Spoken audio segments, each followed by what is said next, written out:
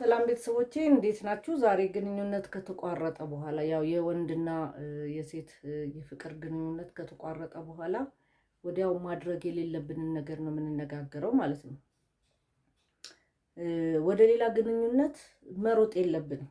አሮጌውን ለመርሳት አዲስ ግንኙነት ለመጠቀም መሞከር ግንኙነት የቀድሞ ፍቅረኛውን ለመርሳት ብቻ የጫኑት አፕ አይደለም።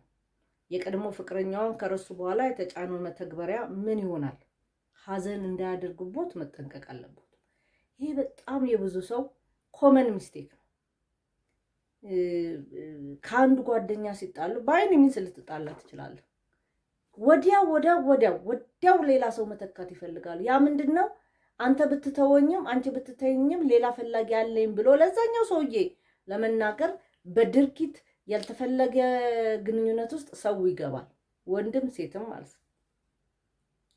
ከዛ ሁለተኛ ፌል ሲያደርጉ ታያችኋላችሁ፣ ሲያዝኑ ታያችኋላችሁ፣ ያልተገባ ሰው ሲያገቡ ታያችኋላችሁ፣ በኋላ ሲጸጸቱ ታያችኋላችሁ። እኔ እኮ ከዛኛው ለመሸሽ ስል ነው እዚህኛው ውስጥ የገባሁት የሚል ነገር አለ ማለት ነው።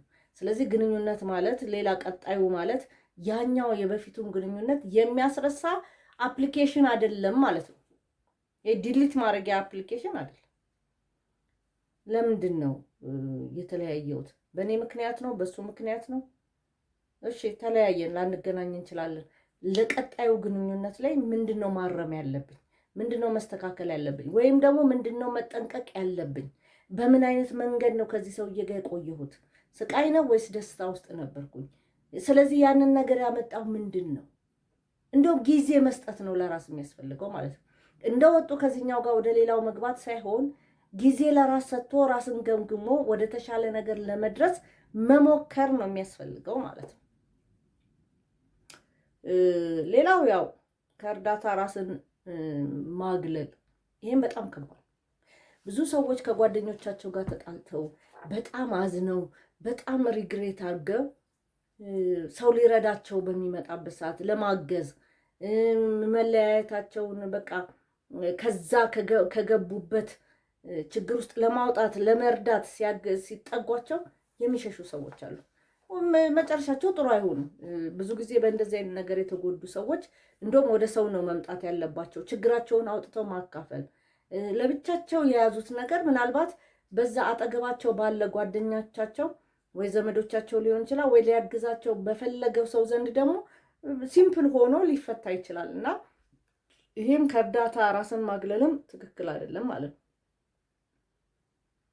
ከእርሶ የቀድሞ ጓደኛ ጋር መልሶ መገናኘትም ይሄ ጥሩ አይደል ማለት። የሆነ ሰው ትተህ የሆነ ይዘሃል፣ ይሄኛውን ስትተው ወደኋላ ተመልሶ ለአንተ ስል ነበር የተውኩት ይሄው ተመልሼ ያገኘሁት ለማለት እሱም ትክክል አይደለም። ምክንያቱም በቃ ስለ ራሳችን ነው መኖር ያለብን፣ ስለ ራሳችን ነው ጥንቃቄ ማድረግ ያለብን እንጂ ይሄ ስለተውኑ ሰው አይደለም ማለት ነው። ሁሉን ለመጨረስ መሞከርም ጥሩ አይደለም። ራስን ማጥፋት ወይም ደግሞ መፍትሄ ይሄ ኔጌቲቭሊ መፍትሄ መፈለግም ጥሩ አይደለም። እግዚአብሔር ያ ግንኙነት ለምን እንደቆመ ያውቃል። ለምን እሱን አትመኑና ወደፊት ምን እንዳዘጋጅልህ ስለማታቅ ብዙ ጊዜ እኔም ድሮ ይመስለኝ ነበር። ለምሳሌ ከአንድ በጣም ከጓደኛዬ ጋር የተለየው ጊዜ እንኳን ብዙ ነገር አንደርስታንድ አድርጌያለሁ። ግን መጀመሪያ ላይ ገና መለያየቱ ሳይከሰት መለያየት ቢከሰት እንዴት ሆናለሁ ብዬ አስብ ነበር። የሚገርማችሁ ስለያዩ እንኳን እግዚአብሔር ረድቶኝ ነው። ግን ምን አስብ ነበረ? መለያየቱ በጣም በቃ ያው የልጅነት ነው፣ 18 ዓመት ምናምን ነው።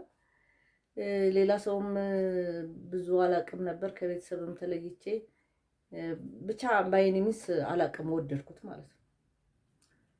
ግን ምን ፕሪዲክት አደረግ ነበር መሰላችሁ? በግንኙነት ውስጥ በጓደኝነት ውስጥ እያለን ብንለያይ እንዴት ነው ላይፌን የምኖረው? በቃ አይ ዶንት ኖ። በዛ ሰዓት ያው እድሜም አለ መሰል የሚታሰብ በቃ ሁሉ ነገርን ጠቅልሎ የሚወስደው ነበር የሚመስለኝ እና በጣም ገና ሳስበው ራሱ ይከብደኛል። ስለዚህ ላለመለያየት የተለያየ ነገር አደረግ ነበር። አንድ ጊዜ ውጪ ሙከራ እየተሞከረልኝ እያለ ቀለበት አስሬልኝ ነው የምሄደው። በዚህ ወጥቼ በዚህ ገብቼ በጣም እጨነቅ ነበር። በጣም ብዙ እኔ እንደዚህ አይነት አሁን እነዛ በ18 ዓመት ልጆች እንደዚህ አይነት ነገር እንዳይገጥማቸው በጣም ነው የምጸልየው። ከምር ነው የምላቸው። ምክንያቱም እኔ ባጠገቤ ማንም የሚያግዘኝም የሚረዳኝም የለ፣ የሚፎትተኝ ሰው ነበር የነበረው። ብትነግሩትም ያመጣጥኑና አንቺ እና እሱ አትመጣጠኑም፣ ይሄ እንደዚህ ነው፣ ያኔ ክፍለ ሀገር ልጆች እንትን ይባላሉ ምናምን እያሉ ጭራሽ ችግሬ ውስጥ የኔን ችግር ሊረዱት አይችሉም። ማለት በቃ ተይው ነው ሁሉ ሰው የሚለኝ፣ ተይው ነው የሚለኝ። እኔ ደግሞ ምኑን ወደድሽው ብትሉኝ ምንም አላውቅም። ምኑ ነው ከእሱ ጋር የሚያስቀጥልሽ? አይዶን ነው። ሰው የማይመቸውን ይፈልጋል። ይሄ ያው መንፈሳዊም ነገር ነበረው በዛ ሰዓት። እኔ ያው ብዙ አላውቅም አክቹዋሊ፣ ግን በነበረው ዛሬ ላይ ቆሜ ያኛውን ሳስብ እንዴ ሞኝ ነበርኩ እንዴ ነው የምለው። እና እንደዚህ አይነት ነገር ውስጥ ያሉ እነዛን የወደዷቸውን ያፈቀሯቸውን ሰዎች ሲያጡ ራሳቸውን ማጥፋት የሚፈልጉ ሰዎች አሉ። ኖ ህይወት የተሻለ ነው ያላት። እናንተ በህይወት በቆያችሁ፣ እናንተ ወደ እግዚአብሔር በተጠጋችሁ ቁጥር እረፍት የሚሰጥ እኔ በዛ ሰዓት ልቤ እረፍት የለውም ነበር። የሚገርማችሁ ውጪ አይደለም ልቤ እንደዚህ የማይመች ሰው፣ የሚቆረቁር ሰው፣ በቃ ከማንነትህን የዘባረቀውን ሰው እንዴት ነው አክሴፕት የሚያደርገው? ይሄ እኮ እንዳልኳችሁ ነው። መንፈሳዊም ችግር ነበር የምላችሁ እኮ ለዚህ ነው። ብዙ ሰዎች እንደዚህ አይነት ነገሮች ውስጥ ስላላችሁ ህይወት አንድ ጊዜ አንድ ሳይኮሎጂስት ሲያስረዳ ይሄ አምባሻ አለ አይደለ? አምባሻ 8ቱ አንዷ ይሄን አሁን ያልኳችሁ ሰውዬ አጣው ማለት ስንት ቀርቶኛል? 7 ህይወት አይነት ቀርቶኛል ማለት ነው። ስለዚህ አንዱ ስለተቆረሰ ሙሉ ለሙሉ ህይወታችን እንደተቆረሰ ከዚህ በኋላ መቀጠል እንደማንችል እንደዚህ አይነት ስሜት የሚሰማችሁ ሰዎች ካላችሁ እውነተኛ ፍቅር አይደለም፣ ወይ በአጋንንታዊ የሆነ ነገር ተደርጋችሁ ነው እንጂ እውነተኛ ፍቅር ከአንድ ሰው ጋር አይልም ህይወታችሁ። ምክንያቱም ብዙ አሉ፣ ቤተሰብ አለ፣ እናት አባት አለ፣ ወንድም እህት አለ፣ ልትኖሩላቸው የሚገቡ ብዙ ሰዎች አሉ።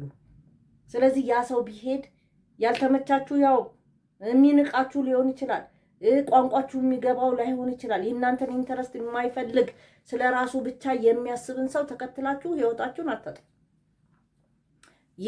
የተሻለ ሰው ደስ የሚል ላይፍ ልትኖሩ ትችላላችሁ። ደግ የሆኑ ሰዎች አሉ። በቃ ክፉ ሲሄድ ደግ ሊመጣ እንደሆነ ማሰብ መቻል አለባችሁ። ስለዚህ ህይወታችሁን ለማቋረጥ ማሰብ መቻል የለባችሁም። እዚህ ላይ እንዳለው ያው እግዚአብሔር ደግሞ ለምን እንደሚቆም ግንኙነቱን ጓደኝነቱን ያውቃል። የተሻለ ነገር አስህናቸው ነውና ሁሉም ለበጎ ነው ብላችሁ ማሰብ መቻል አለባችሁ። ቤተሰቦቼ የዛሬው ፕሮግራም ይሄንን ይመስላል። በሚቀጥለው ጊዜ እስክንገናኝ ሰላም ክረሙ።